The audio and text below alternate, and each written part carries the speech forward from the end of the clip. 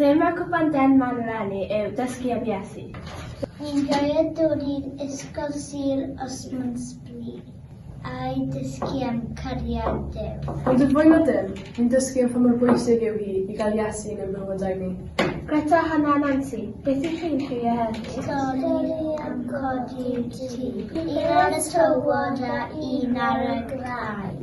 Dewch gyda ni am wall i aber hon er mwyn dysgu'r stori.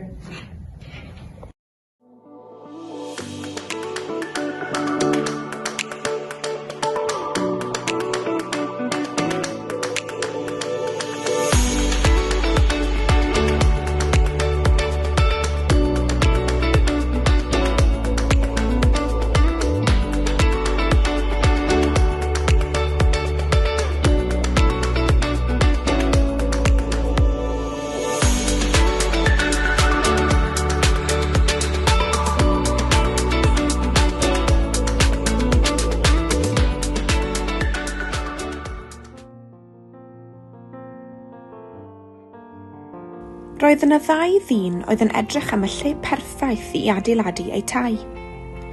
Roedd y ddau ohonyn nhw wrth eu bodd gyda'r traeth a'r môr. Penderfynodd y dyn cyntaf adeiladu ei dŷ ar y graig. Doedd hi ddim yn hawdd o gwbl i balu a chloddio fan hyn.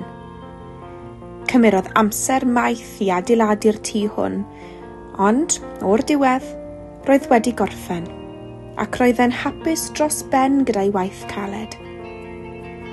Fe ddaeth y môr a'r tonnau, ond fe safodd y tŷ yn gryf ac yn gadarn ar y graig. Penderfynodd yr ail ddyn adeiladu ei dŷ ar y tywod.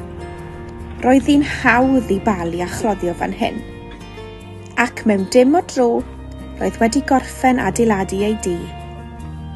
Meddyliodd fod hyn yn syniad gwych, ond, cyn pen dim, daeth y môr a'r tonnau gwyllt ac roedd y tywod ansefydlog dan ddŵr. Chwalwyd ei dŷ yn deilchion. Gwna i ddangos i chi sut bobl ydy y rhai sy'n gwrando arna i ac yna'n gwneud beth dwi'n ei ddweud. Mae nhw fel dyn sy'n mynd ati i adeiladu tŷ ac yn tyllu'n ddofn i wneud yn siŵr fod y sylfeini a'r graig solet. Pan ddaw llifogydd a llif y dŵr yn taro yn erbyn y tŷ hwnnw, bydd yn sefyll am ei fod wedi ei adeiladu'n dda. Ond mae'r rhai sy'n gwrando arna i heb wneud beth dwi'n ei ddweud, yn debyg i ddyn sy'n adeiladu tŷ heb osod sylfaen gadarn iddo. Pan fydd llif y dŵr yn taro yn erbyn y tŷ hwnnw, bydd yn syrthio'n syth ac yn cael ei ddinistrio yn llwyr.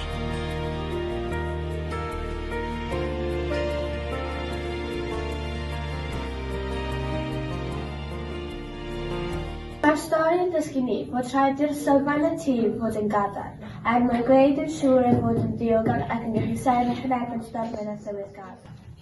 Lot saled! Ac mae'r un peth gyda'n ffydd ni. Mae'n rhaid ni lynu'r dyn i'r hyn mae Iesu'n ei ddysgu i ni, bod pobl eraill yn falle'n cwestiynu pan mae'n fod ni'n Cristnogion. Mae bod yn Cristnogion yn gallu bod yn heriol, yn enwedig yn y byd sydd ohoni heddiw. Ond wrth gweithio'n galed i ddeall y Beibl, dod i ddysgu am Iesu a deall beth mae Duw yn ei ddisgwyl ohonom, bydd cryfder ein ffydd yn Iesu yn ein helpu o'r osgyn stormi'r bywyd o ddaw ar ein traws. Gadewch i ni wneud felly, ei roi ef yn sylfaen gref a bopeth pnawn. Duw cariad Duw.